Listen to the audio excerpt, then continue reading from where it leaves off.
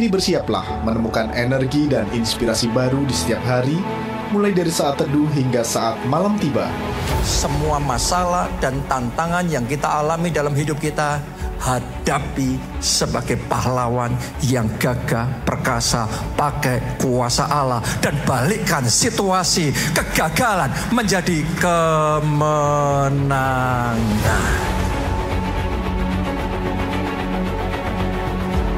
Gerasa, Gerakan Kuasa Allah. Program acara yang boleh menyentuh hati kita, membawa kita semakin dalam akan perkenalan firman Tuhan dan kasih Bapa.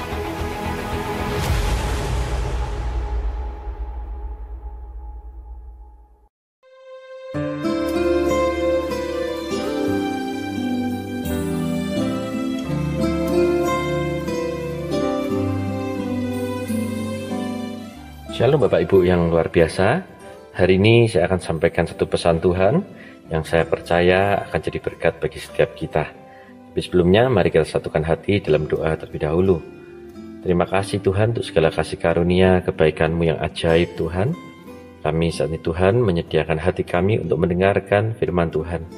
Tuhan ajari kami sehingga melalui perenungan firman Tuhan pada hari ini Tuhan kami boleh mengalami satu berkat yang luar biasa.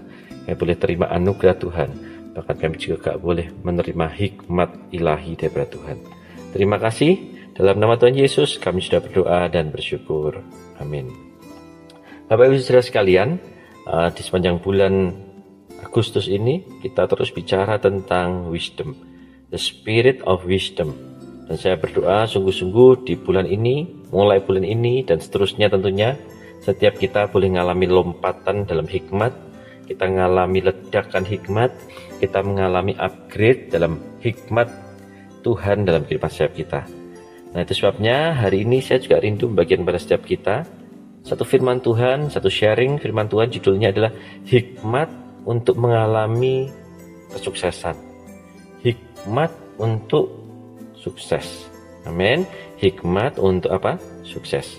Nah kita baca dulu saudara ya, Amsal 3 ayat 13-18. Berbahagialah orang yang mendapat hikmat, orang yang memperoleh kepandaian, karena keuntungannya melebihi keuntungan perak, dan hasilnya melebihi emas.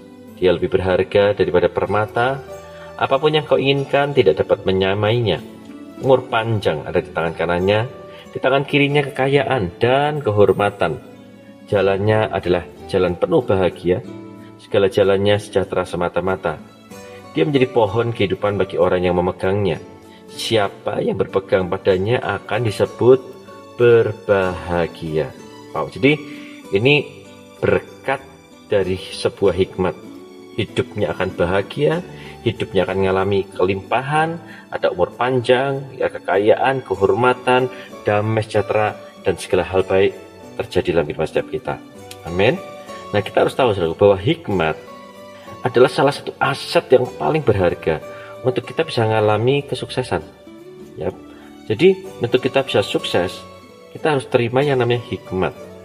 Ya, saya yakin ada banyak di antara kita merindukan sukses dalam keuangan, sukses dalam pekerjaan, sukses dalam karir.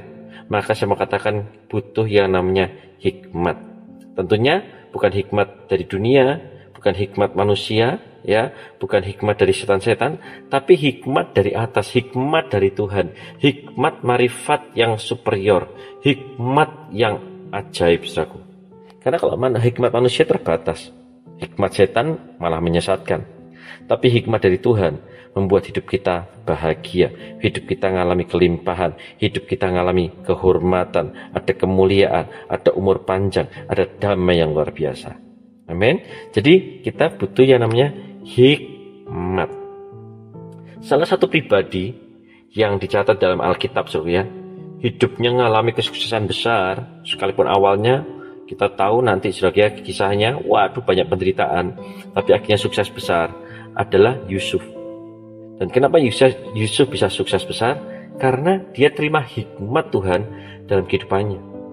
Jadi waktu Yusuf masih di penjara, satu kali kan Firaun bermimpi. Dan waktu itu tidak ada seorang pun yang bisa menjelaskan kepada Firaun arti dari mimpi tersebut. Mau para ahli, mau orang berilmu, ya semuanya dipanggil tapi nggak ada yang bisa memberikan solusi. Sampai akhirnya juru minuman raja, saudara, ingat dan akhirnya memberitahu bahwa ada seorang pemuda di penjara namanya Yusuf yang bisa mengartikan mimpi.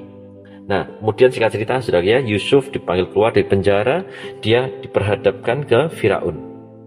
Lalu Firaun berkata pada Yusuf, aku nih bermimpi, seorang pun gak ada yang mengartikannya, gak ada yang bisa mengartikan, tapi telah kudengar tentang engkau, hanya dengan mendengar mimpi engkau dapat mengartikannya. Wow, luar biasa ya Yusuf ini. Dan kalau saudara baca, Yusuf menjawab, bukan aku ya Tuhan, tapi Allah lah, Tuhanlah yang mengartikan mimpi Tuhanku. Jadi Yusuf itu mengakui bahwa semua hikmat, semua kepandaian, semua kehebatan yang dia punya itu dari Tuhan, itu dari atas, itu dari Allah. Oke? Itu bukan hikmatnya sendiri, itu bukan hasil pemikirannya, tapi itu hikmat ilahi yang datangnya dari surga. Nah, saudara, kemudian kalau nanti saudara baca kisahnya Firaun, kemudian ceritakan mimpinya. Ya, waktu itu Firaun mimpi ada 7 ekor lembu yang gemuk, kemudian indah badannya, makan rumput. Tiba-tiba muncul juga 7 ekor lembu lain yang kurus kering, kulit pemalu tulang, semuanya badannya itu sangat kurus, ya. Tetapi ternyata lembu yang kurus dan buruk itu makan ke 7 ekor lembu yang gemuk itu, saudaraku. Sehingga itu membuat Firaun jadi panik, jadi gelisah, jadi gak tenang hatinya. Jadi itu mimpi Firaun. Dan sekarang Yusuf punya tantangan untuk menjelaskan arti mimpi itu. Sekali lagi ya, semua orang pintar, semua ahli, semua orang berilmu di Mesir sudah berusaha menjelaskan, tapi juga nggak paham, nggak bisa menjelaskan. Tapi karena ada hikmat Tuhan dalam diri Yusuf, maka Yusuf bisa menjelaskan arti mimpi itu. Dan Yusuf jelaskan bahwa ada 7 tahun kelimpahan. Itu ibaratnya lembu-lembu yang gemuk. Kemudian lembu-lembu yang kurus itu bicara 7 tahun kelaparan. Dan Yusuf menyampaikan pesan Tuhan, nanti ya selama 7 tahun masa kelimpahan, ya kita nggak boleh cuma diem aja, kita nggak boleh foya-foya, kita nggak boleh boros-boros. Ya Yusuf itu dengan hikmat Tuhan, dia juga memberikan solusi. Ayo kita harus menyimpan 1/5 dari semua hasil panennya, 20%-nya kita keep, kita harus saving, kita harus jaga, kita harus sungguh-sungguh ya dikumpulkan. Untuk nanti ketika masuk di 7 tahun ke masa kelaparan, kita punya persediaan, kita punya amunisinya, kita bisa bertahan. Dan itu saya mau katakan, itu hikmat, saudaraku. Oke? Dan persis seperti yang disampaikan oleh Yusuf, itulah yang terjadi. Nah, karena Firaun mau mendengarkan hikmat Tuhan, ya puji Tuhan, Mesir selamat dari kelaparan. Bahkan Firaun itu tambah kaya, tambah berkuasa.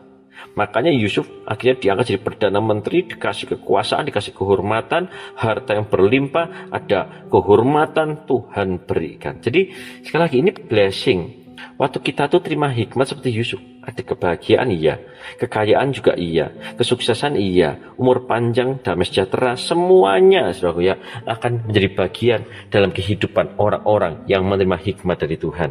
Amin. Itu sebabnya penting sekali buat kita terima hikmat dari Tuhan. Dengan hikmat Tuhan, Yusuf bisa tahu ada 7 tahun ya masa kelimpahan dan 7 tahun berikutnya masa kelaparan. Dan Yusuf bisa ambil keputusan, dia bisa menjadi orang yang sukses di sana. Bayangkan kalau saya dapat hikmat dari Tuhan, nanti sudah akan tahu keputusan apa yang harus Anda ambil, jalan mana yang harus Anda pilih, investasi apa yang harus Anda pilih, bisnis apa yang harus Anda pilih, pekerjaan apa yang harus Anda pilih. Yes. Kalau hikmat Tuhan datang dalam hidup Anda, akan ada penyertaan Tuhan, akan ada kemenangan gila-gemilang di dalam nama Tuhan Yesus. Amin. Orang yang dapat hikmat, hidupnya nggak pernah kecil. Yusuf karena dia punya hikmat, hidupnya diperbesar. Salomo karena dia punya hikmat, wah dia jadi raja paling sukses, luar biasa. Karena Daniel dapat hikmat dari Tuhan, dia bisa melejit dalam karirnya.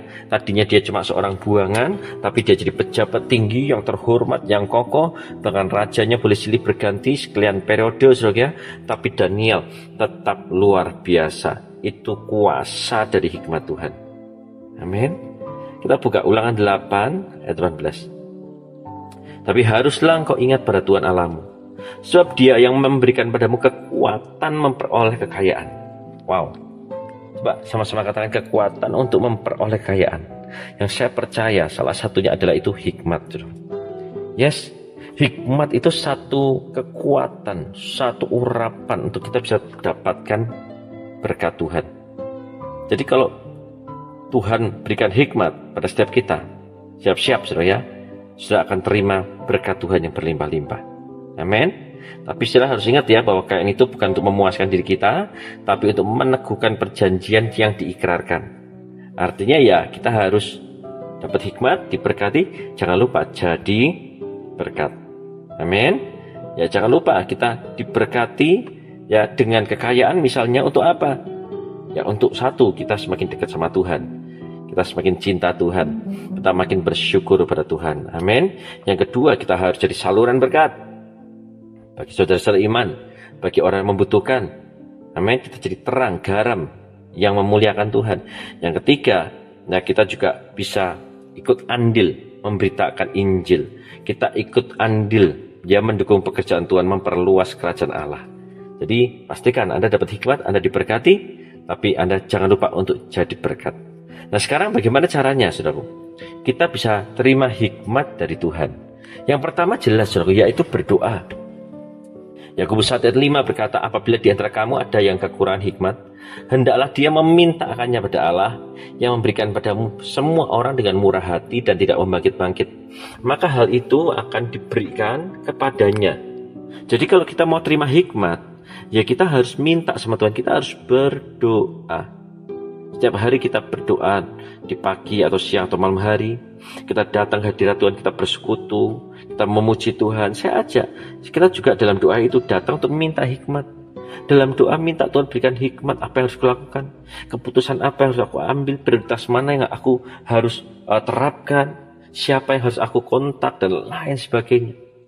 Dan saudara tahu, kadang Tuhan bisa langsung berikan hikmat, tapi kita juga harus kadang sabar, nunggu dalam hadirat Tuhan.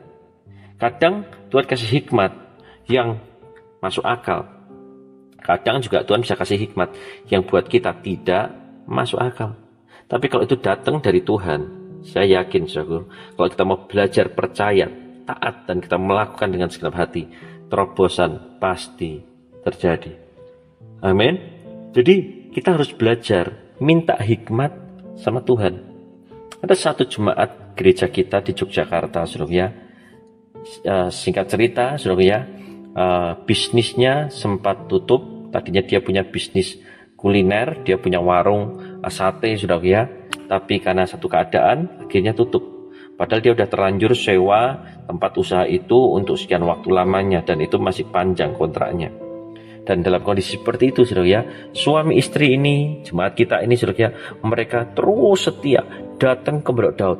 Mereka berdoa, cari Tuhan, tanya Tuhan. Sementara di Pondok Daud memang mereka memuji Tuhan, mereka memuliakan Tuhan, tapi juga di Pondok Daud itu mereka juga ambil waktu buat tanya Tuhan, untuk menggumulkan, untuk minta tuntunan Tuhan, untuk minta hikmat apa yang harus dikerjakan.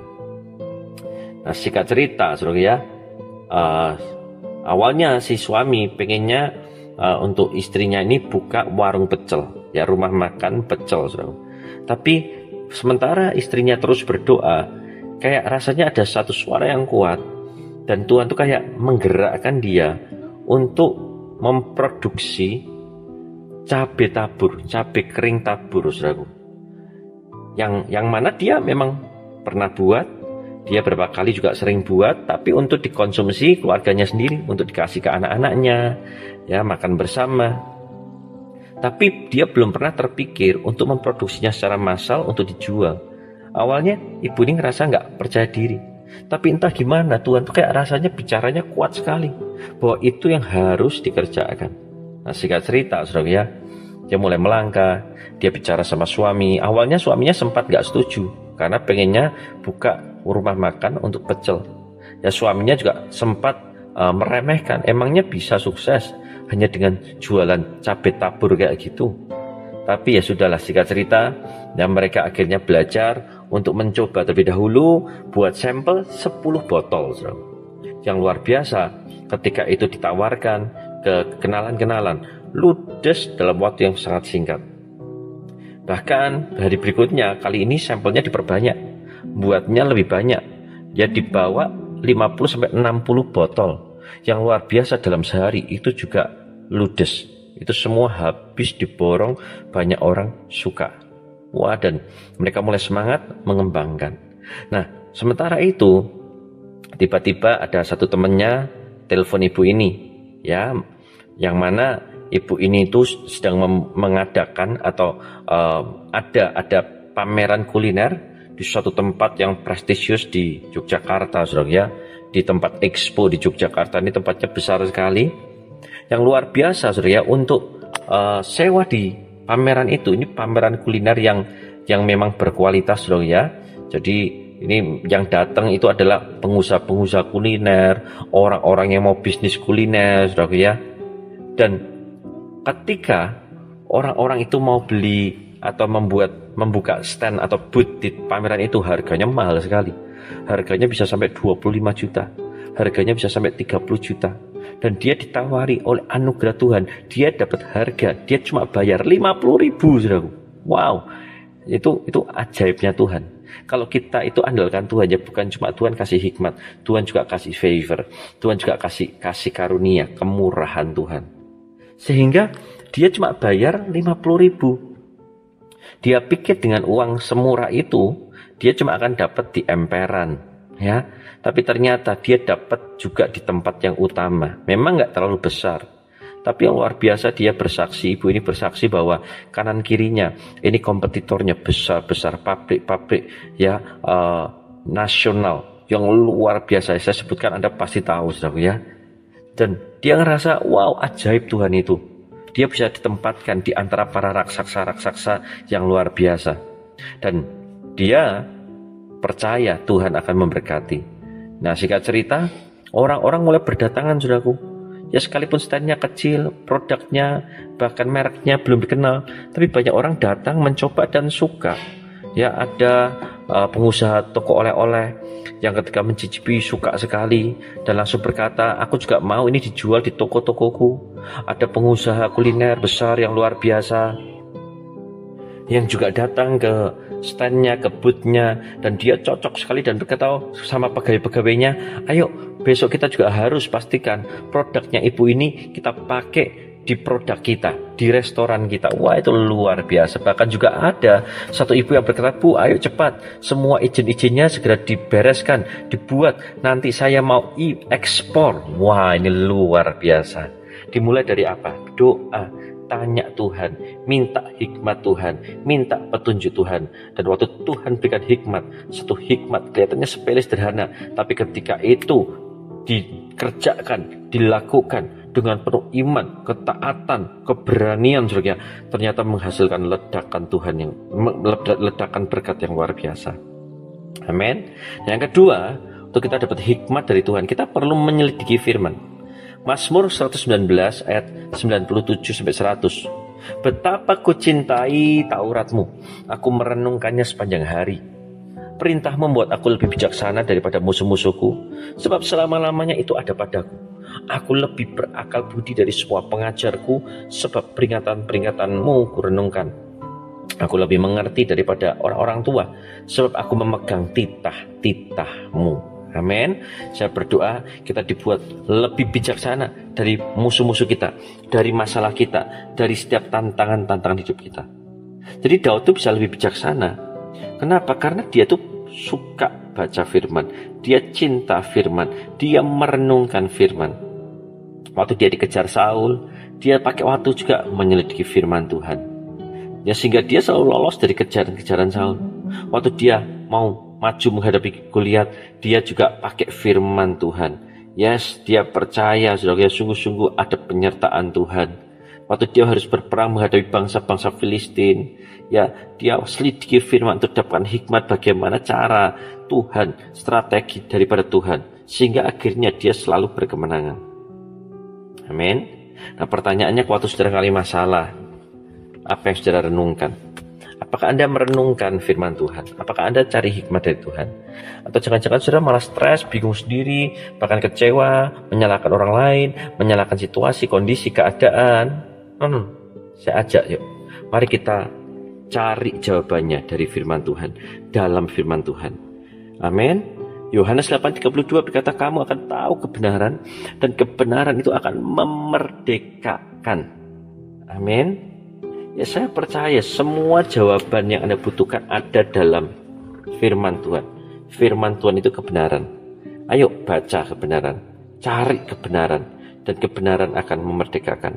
Kebenaran akan mendatangkan kemenangan. Kebenaran akan mendatangkan anugerah yang luar biasa. Haleluya. Jadi saya ajak, ayo baca firman, ayo renungkan firman. Saya ajak untuk kita belajar terus, setia, konsisten, sungguh-sungguh hidup bergaul dengan firman. Dan yang ketiga, yang terakhir, saudara, saya ajak, ayo miliki kehausan yang besar akan hikmat Tuhan. Amsal 2 ayat 4-6. Jika engkau mencarinya seperti perak, mencari hikmat, mengejarnya seperti harta terpendam, mengejar hikmat, maka engkau akan memperoleh pengertian tentang takut akan Tuhan dan mendapat pengenalan akan Allah. Karena Tuhanlah yang memberikan hikmat, dari mulutnya datang pengetahuan dan kepandaian. Wow.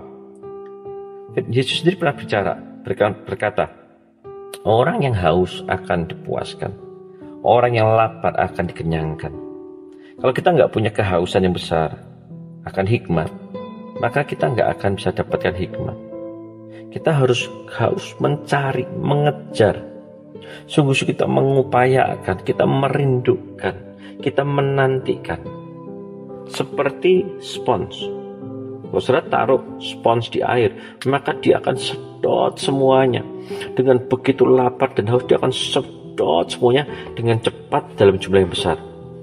Jadi itu kita tuh harus punya hati yang haus akan hikmat sebesar itu. Amin. Sama-sama saudara baca renungan firman. Tingkat kehausan saudara itu akan menentukan seberapa besar hikmat yang Anda dapatkan. Kalau kita nggak punya kehausan yang besar untuk dapat hikmat, maka ya kita nggak jadi seperti spons yang nggak bisa, yang akhirnya gagal menyerap semuanya. Tapi kalau kita punya kehausan yang besar seperti spons yang kering, maka kita akan dipenuhkan, maka itu akan maksimal, optimal masuk dalam hidup kita. Oleh karena itu, ayo saya ajak Bapak Ibu Saudara sekalian memiliki kehausan yang besar akan hikmat Tuhan. Cari Tuhan, nantikan Tuhan. Kalau saudara membutuhkan jalan keluar untuk masalah dalam bisnis saudara, ayo memiliki kehausan yang besar.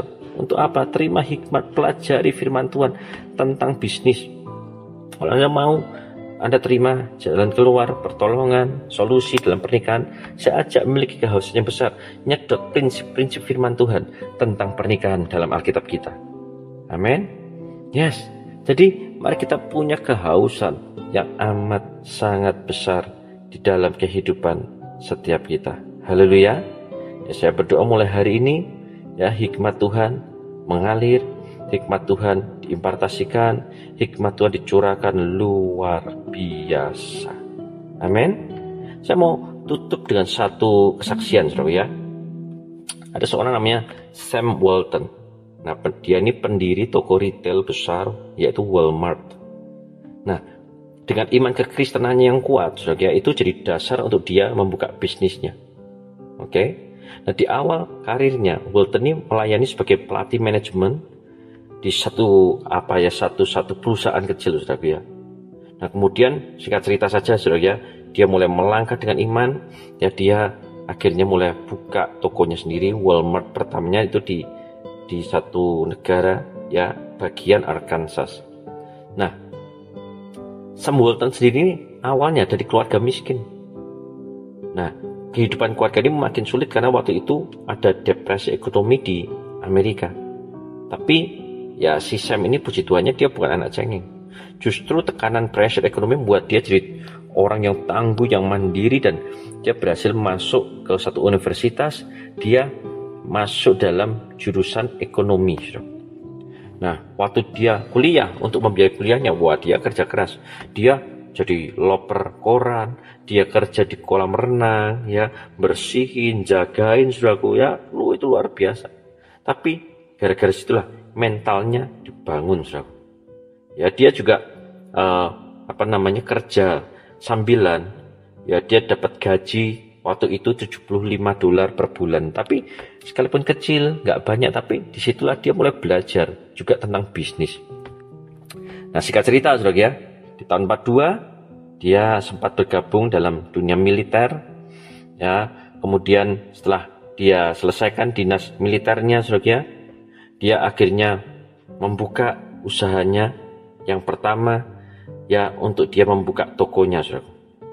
Nah, jadi di tahun 62, Sam yang merupakan anak Tuhan ini, dia punya ide mendirikan toko yang lebih besar, dekat dengan daerah pinggiran, harga barangnya yang lebih rendah, dan banyak ngasih diskon. Nah, awalnya ide ini ditolak sama investor-investornya. Tapi tanpa ragu, Sam tetap kokoh, dia percaya ya konsep yang dia pikirkan ini akan booming besar. Akhirnya dia bangun, dia kembangkan idenya, dia lengkapi tokonya dengan banyak barang, dengan prinsip harga yang semurah mungkin. Dia berani kasih diskon-diskon, dia berani dan cari lokasi-lokasi yang strategis yang mudah dijangkau. Bahkan dia juga buka di hari libur sementara toko yang lain tutup. Dia juga berusaha dapatkan barang langsung dari pusat, dari pabrik, sehingga harga yang dia dapat lebih murah. Dengan harga yang lebih murah, dia bisa jual barang dengan lebih murah. Oke, dia naikkan volume penjualan dan keuntungan, dan itu zaman itu ide yang revolusioner. Itu ibaratnya dia menjalankan konsep self service di tokonya. Sam mulai merubah kasir yang dulunya ada di tiap counter menjadi terpusat di lokasi depan toko, di mana pelanggan ya tinggal membayar belanjaannya sekaligus. Jadi kasir akan menghitung semua belanjaan, naruh di kantung belanja, dan pelanggan tinggal bayar di satu tempat. Jadi zaman itu, saudaraku, itu sesuatu yang baru, itu ide yang baru, saudaraku. Demi kepuasan pelanggan, dia juga sediakan lebih banyak barang, beragam barang, promosi. Dia juga pastikan supaya kebersihannya dan penerangan di tokonya bisa optimal. Dia juga mulai tawarkan pembagian keuntungan buat staf yang loyal sama dia. Wah, jadi ini luar biasa, yang mana di zaman itu ini belum ada seperti ini. Habis singkat cerita, ide demi ide, hikmat demi hikmat, hal-hal baru, kekreativitasan itulah yang akhirnya membuat Sam bisa sukses besar, dan Walmart menjadi salah satu retail terbesar yang ada di dunia ini. Dimulai dari apa? Hikmat. Dimulai dari apa? Cinta Tuhan, takut Tuhan, minta petunjuk Tuhan. Sekali lagi saya berdoa, saudara ngalami dan Anda terima hikmat daripada Tuhan. Saya tidak berpanjang firman Tuhan, tapi izinkan saya berdoa terlebih dahulu. Tuhan, dalam nama Yesus, saat ini hamba-Mu berdoa untuk setiap pribadi di tempat ini, Tuhan. Berkati Tuhan, sehingga kami bisa terima hikmat daripada Tuhan. Kami tangkap hikmat daripada Tuhan. Kami percaya Tuhan, ada hikmat Tuhan yang akan membawa kami menjadi pribadi yang lebih superior lagi. Aku berdoa hikmat untuk sukses diimpartasikan di dalam nama Tuhan Yesus. Terima kasih Tuhan, terpujilah nama-Mu. Hanya di dalam nama Tuhan Yesus kami sudah berdoa dan bersyukur. Haleluya, amin. Tuhan Yesus memberkati.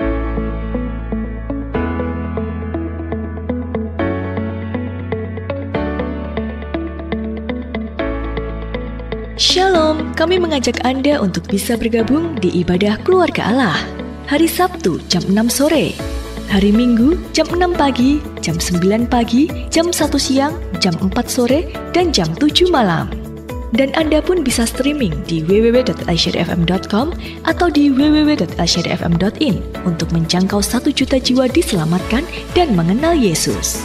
Bagaimana mereka bisa mengenal Kristus kalau bukan kita yang menceritakannya? Jadi tunggu apa lagi? Bergabunglah bersama kami dan mulailah saksikan imanmu dengan mengirimkan kesaksian Anda melalui WhatsApp di 0856 4100 0277. Mari kita dukung pekerjaan Tuhan dengan menabur di ladang Tuhan di radio melalui rekening BCA atas nama PT Radio Rema El Shaddai. Nomor rekening 392 036 7100. Biarlah melalui siaran Radio El Shaddai FM, berita keselamatan sampai kepada bangsa-bangsa. Tuhan Yesus memberkati.